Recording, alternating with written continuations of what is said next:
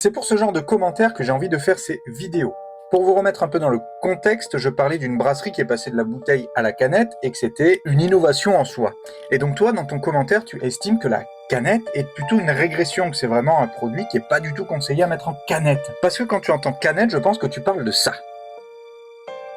Toutes les bières industrielles vont sur la canette. D'autres personnes t'ont répondu que la canette, au niveau logistique, écologique et économique, était beaucoup mieux que la bouteille en verre.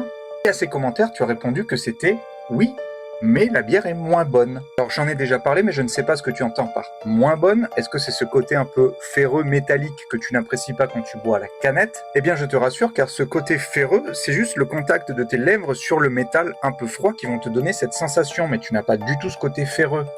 À l'intérieur de la canette, il y a un film plastique qui viendra protéger la bière, donc la bière n'est jamais en contact avec l'aluminium. Et si ça vous intéresse, mettez-le moi en commentaire, mais je pourrais faire une vidéo un peu plus longue, dans laquelle je mettrai en scène des canetto-sceptiques, et ils devront reconnaître les bières qui ont été conditionnées dans des canettes. L'idée, c'est de pouvoir un peu comparer si la bière en canette est moins bonne. En tout cas, je te remercie pour ton commentaire, ça me permet de rebondir et de casser un peu les idées reçues.